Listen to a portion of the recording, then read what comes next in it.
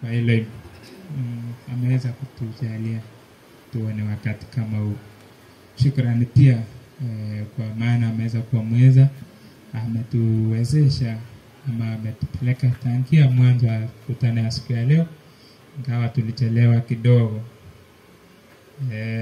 So tulichelewa kwa kutosikizana na ndugu ako njia gani, kumbe natafuta njia nyingine na yuko hapo.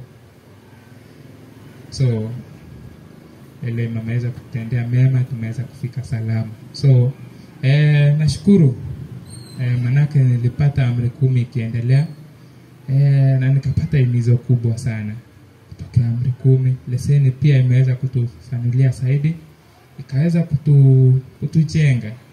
Wangapi wamechengeka kwa hiyo leseni? Wangapi hujachengeka? So imetufunza mambo mengi. Ile tunasemanga kushiba, yani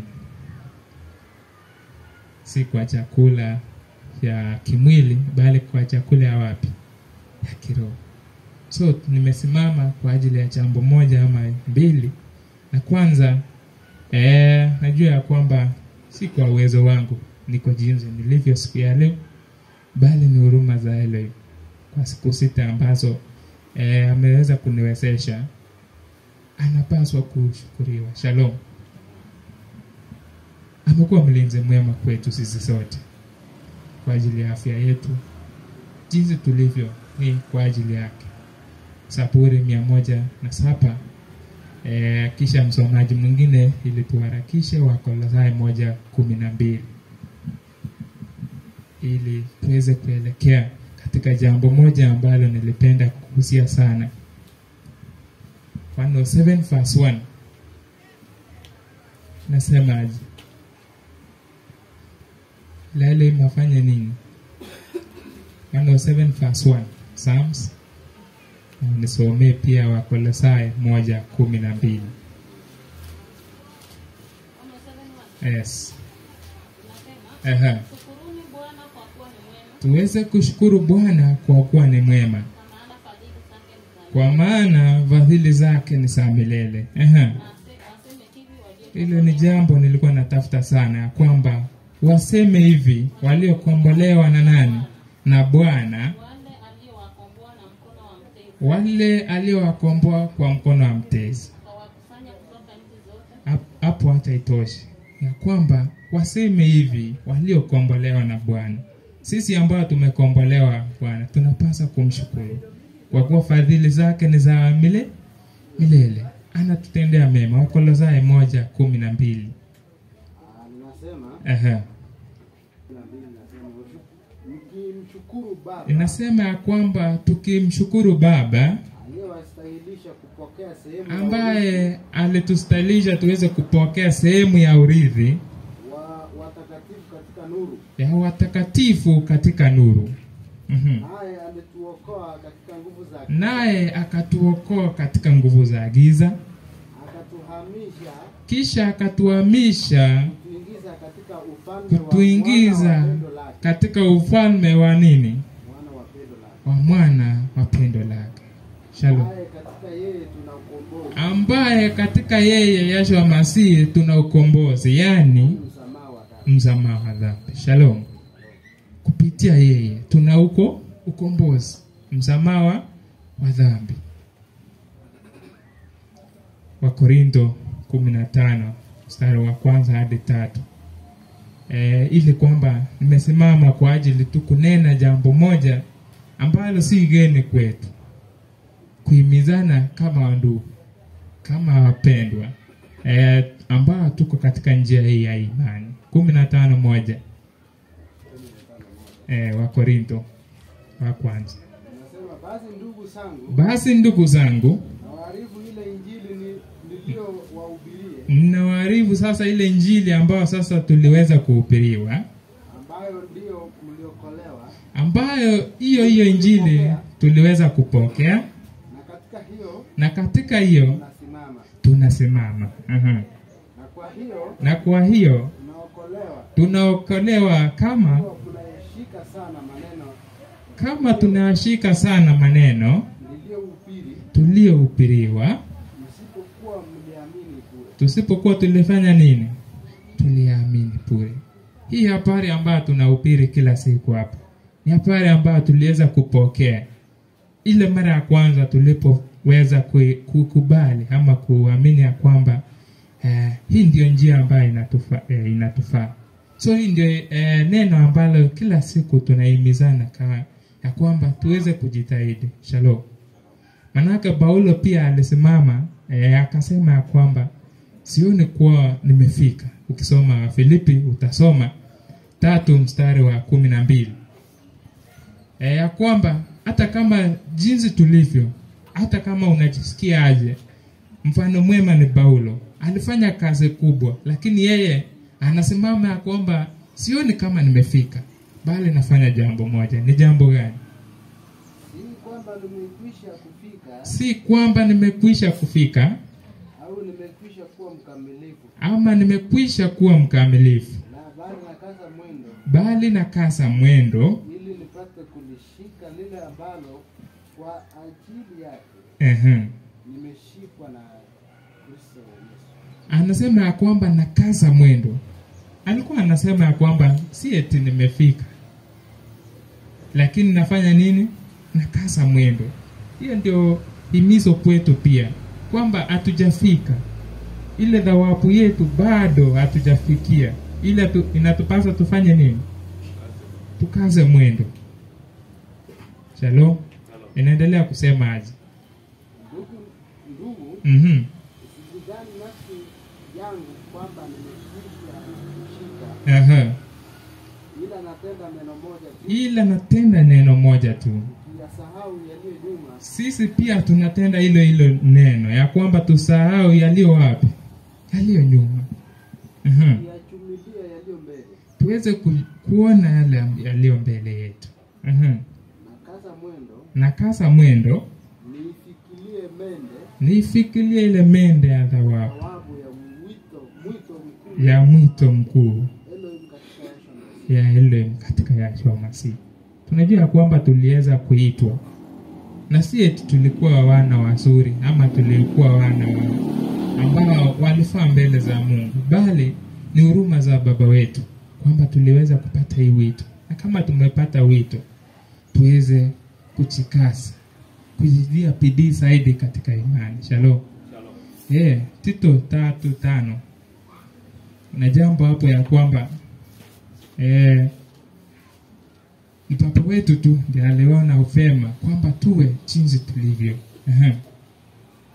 Si kwa sababu ya matendo ya haki. Si kwa sababu ya matendo ya haki tuliyotenda sisi, bali kwa rehema yake. Bali ni kwa rehema zake, kwa kuoshwa, kwa kuzaliwa kwa pili, na kufanywa upya kwa Roho Mtakatifu. Ile kusaliwa upya ambayo tulikuwa tunazungumzia kwamba ni kupitia ubatizo wa maji na Roho, ili kwamba tuweze kufanywa kiumbe kipya. Shalom. Ili tuenende katika njia ya kiroho, ili mienendo yetu ambayo ya samani ya kimwili yaweze kutimia. Shalom. Manake tukienenda katika Roho, tunaambia kwamba matendo ya Roho inaonekana. Hawezi kuwa na chuki, hawezi kuwa na ghadhabu yoyote ama hasira kwa ajili ya ndugu yako. Shalom. So tuweze kuchikaza. Nilikuwa na jambo katika hiyo kitabu cha Wakorinto. Kulingana na kushindania ama kupigania imani yetu. 9:24 Wakorinto wa kwanza. Ili kwamba tujue ya kwamba ili tuifikirie ile mende ama thawabu yetu ambayo iko mbele yetu, tunafaa kufanya aje? Kuna mfano tulitolewa hapo 9:24. Tukaambia kwamba amjui ya kwamba wale washindanao kupiga mbio wote. Tunajua hata tukichukulia mfano wakati wa riadha, huwa tunaona wengi wanaanza safari, lakini mmoja atafanya nini? Atapata kuwa mshindi na atapata nini? Zawadi. pigeni mbio namna hiyo. Tukaambia kwamba sasa pigeni mbio namna hiyo ili mpate kwamba yule mwenye huwa anakimbia, akikimbia huwa anakimbia tu akisikia amekimbia, ama anakimbia akijua kuna thawabu. Anajua mbele yake akikimbia obvious akikuwa namba 1 atapata nini? Atapata gold. So huwa anang'ang'ana ya kwamba aweze kukimbia mbio yake yote ili kwamba aweze kupata ile kitu ambacho alikujia katika mashindano. Na kila ashindaye katika mchezo ujizuia katika yote. Kila ashindaye katika mchezo ujizuia katika yote. Hataki kuona kama amefanya mistake yoyote ile.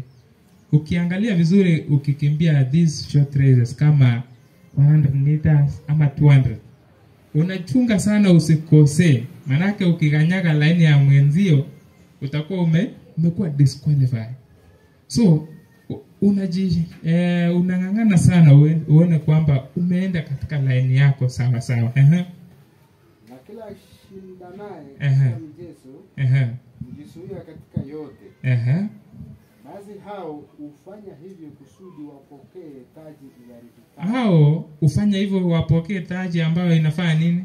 Inaharibika. Tunajua hiyo yote ni hapa duniani. Lakini sisi bali sisi sasa tupokee taji isiyoharibika. Tunapokea taji isiyofanya nini? Isiyoharibika. Tukikimbia vizuri, tukipigana mbio mzuri. Ongezea Timotheo wa 2. Natumai ni 2 hapo, 2:5 ama 2:4.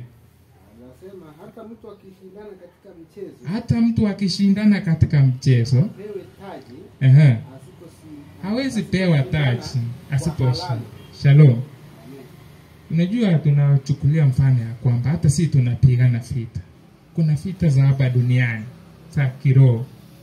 Usiposhinda temptation yote ile ya upilizi, uende ufunja amri za Mungu, utapata taji kweli?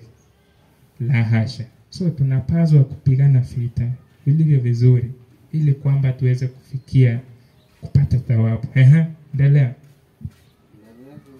Yampasa kulima mwenye taabu ya kazi wa kwanza kupata fungu la matunda. Yafahamu sana hayo nisemayo, kwa maana Bwana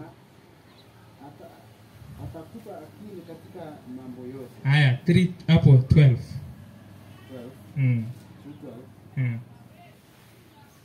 Kama tukistahimili, inasema kwamba sasa kama tukistahimili tutamiliki pamoja naye.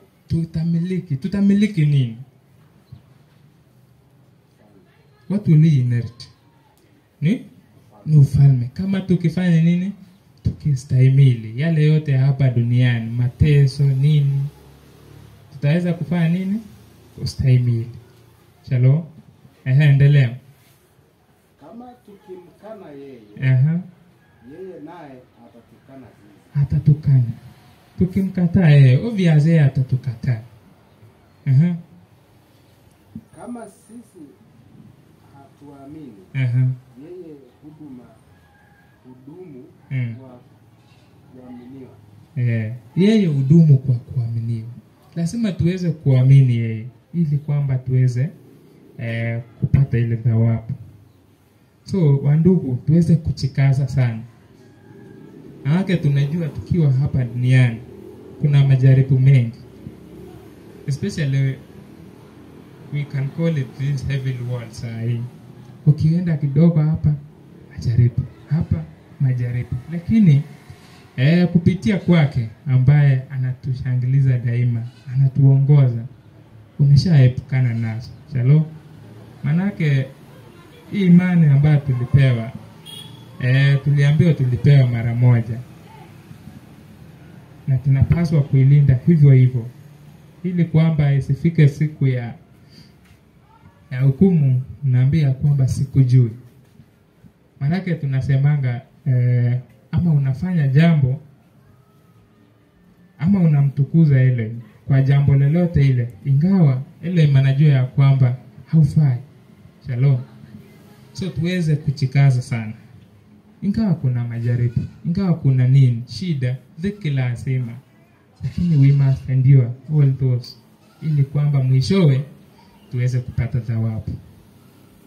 Acha nimalizie 14:21 katika Acts Paishonic 21, Matendo ya Mitume.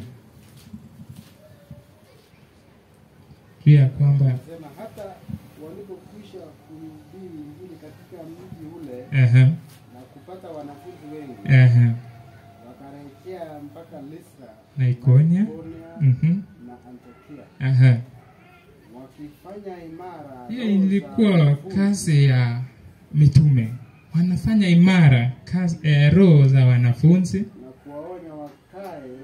na kuwaonya wakae katika ile nini, ile imani ambayo tunaonyana saa ya kwamba tukae katika imani ya kwamba imetupasa kuingia katika ufalme wa Elohim kwa njia ya dhiki nyingi. Shalom.